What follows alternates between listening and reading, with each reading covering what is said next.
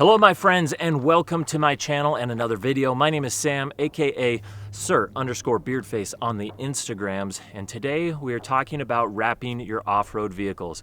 Every question you've ever had, everything you've ever wanted to know, I'm going to cover it in this video so you can decide if this is something you want to pursue or not. So let's not waste any time, we're jumping into it right now.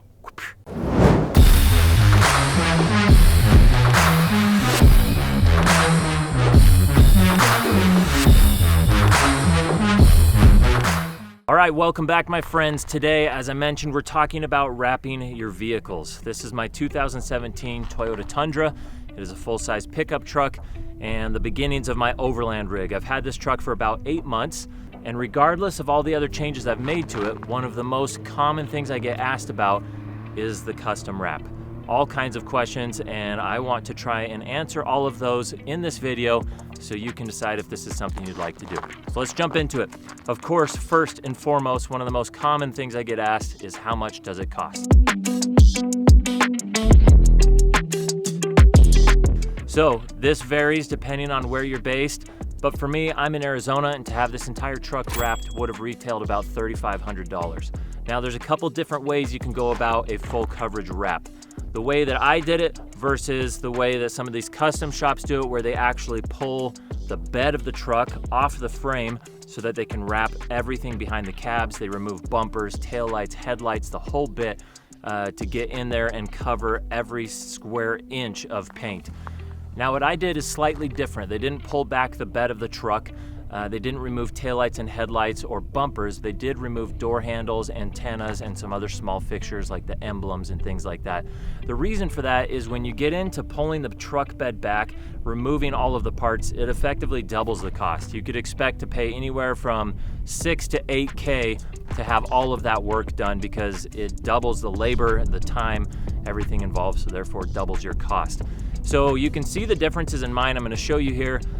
What they use here is called a knifeless tape, and it's a tape that goes under the vinyl that they can pull out in a clean line that makes a really clean cut without obviously scratching your paint. But you can see those lines behind the cab of my truck and between the bed of my truck. There's a few places where the original color, white, which my Tundra is in white, you can see that. Right there along the bed, you can see it in the door jambs when you open up the doors. Along the body at the very bottom of the frame, you can see some white, and then slightly between the bumpers and around those edges there. So one thing I would suggest if you're considering wrapping your vehicle is taking into consideration your original paint color. Had I gone with like maybe an Arctic camo, for instance, that white would have blended a lot better. And that's something I didn't really think about or know too much about going into this. I still may go in there and maybe do, I know this sounds ghetto to some people and you're probably gonna cringe, mask all those spots off and get some Plasti Dip in there in black so that those don't show up quite as much. If you guys have other suggestions, I'm happy to hear them. But take that into consideration. If you're not wanting to drop over $7,000 for them to remove every part on your vehicle, if you design your wrap around your original paint color, you're gonna have a much better time blending the colors together. And then in a lot of cases, that wouldn't even make a difference whether or not they're using the knifeless tape to remove those edges or if they're actually pulling the bed back. So another question I get is which company I use for the vinyl, the company that I use to do the wrap, the colors that I chose, etc. This is an Avery Dennison vinyl. They're a competitor with 3M, which is probably one of the most talked about brands in vinyl wrapping. And basically there's a shop here in Gilbert, Arizona called Fleet Wrap HQ. They're an awesome shop. They focus more on fleet vehicles, but I happened to chat with the owner and him and I worked out a cool arrangement for a one-off on my truck. They do amazing work, so check them out if you guys are interested in a company that can wrap your company vehicles or whatever that may be. They did this over a weekend. I dropped my truck off. They kind of prepped everything on day one and wrapped everything on day two, and they were finished. The color itself is a custom design, so they printed with their big commercial printers. The camo design is a design that I did, and I sent them the file for the camo. They printed it on a matte vinyl. I like the matte look. There are other options. You can go gloss, semi-gloss, all of that. But I like the matte look on here a lot. So it's custom printed. They printed it on a blank piece of vinyl and then wrapped the whole thing, and they did a fantastic job matching angles and cuts and all of that. Really good job. That's Fleet Wrap HQ. I'll drop a link to them down in the description if you want to check that out. All right, so let's talk about wear and tear. How long are these supposed to last? I live in Arizona, and as you guys probably know, maybe you don't, it is one of the hottest states in the country. All these UV rays, and that is notoriously bad for vinyl wraps.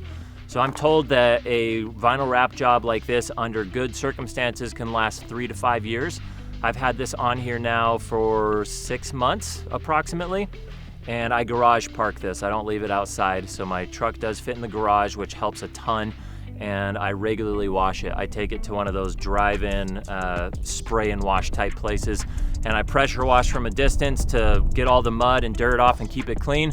And I'm actually looking into Avery Dennison, who has a whole kit for treating and conditioning the vinyl, which I haven't done yet, and it's held up pretty good. So you could expect 3 to 5 years if you take care of it. Wear and tear, as far as that goes, I use my truck. You can see here there's pinstripes, and they do show up. You can see it in the paint. It's not bad. It's usually when you're at an angle and the light is kind of reflecting off of your wrap that you see the pinstripes, and then from a distance you don't really see it at all. The only tears and snags that I have on this whole truck in all of my time using it so far are these door dings on my passenger door from where my wife has opened her car door in the garage straight up against the side of my truck. Lots of tears were shed on that one because I don't know how to fix that. And so far, in all the off-roading I do and all the pinstriping I've done, I've never torn it, but she managed to do a little snag right there in the side of the door. So yes, it does pinstripe, it shows those stripes, but it's better than your paint showing those stripes, right? Removal of the vinyl here is a clean and simple process. You just peel it all off. It doesn't affect the original paint. Obviously, it protects the original paint. So instead of your truck taking all that pinstriping, your vinyl wrap is now gonna do that. So you can imagine what that does for resale down the road. That's an awesome benefit there. So far, it's been super durable. I've had no lifting edges. It's held up really, really well. All right, one of the other questions I get asked quite a bit is, could you do this yourself? Technically, yes, you could. I considered it for a brief moment. You can order this vinyl in big rolls. You could probably have it custom printed at a shop that you'd have to pay for, and then you could take it into your garage and attempt the vinyl wrapping yourself. After a little research, decided I did not want to go that route. It is a tricky process. Professionals spend a lot of time doing this and doing it right. If you guys want to check out another guy who did his own wrap, Edward Shin, I'll leave a link in the description below. I watched his video. He did his wrap in matte green on his own. He did a fantastic job, but he kind of talks about the challenges, how long it took, some of the mistakes he made, so you can go scope that out. Personally, I would rather pay the money to have it done. I think it took him close to 40 hours to wrap it himself.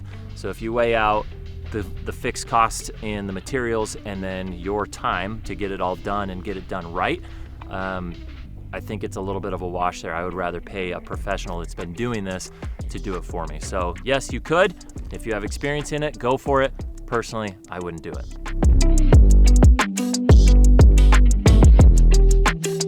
All right, so final thoughts here. Is wrapping your off-road vehicle worth it?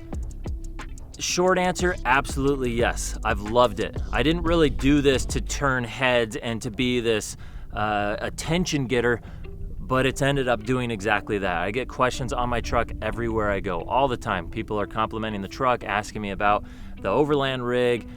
One guy asked me if I was part of the fire department because he thought I was up there in the woods fighting fires in my Overland rig. I thought that was cool. I said no. But yes, absolutely worth it. Does it protect your paint? Yes, totally. Does it add any horsepower or off-road ability? Absolutely not. If you have the money to throw at it and you like that custom look, I would say wrapping is totally worth it, and I would highly suggest it. So let me know if I missed any questions. I think I covered them all. If I did, drop them in the comments. I reply to every single comment. I'm happy to answer your question. Thank you guys for watching. I appreciate it. Don't forget, real quick, to hit the like and the subscribe button. Lots more off-road outdoor content to come. Thanks for watching. We'll see you on the next video. Over and out.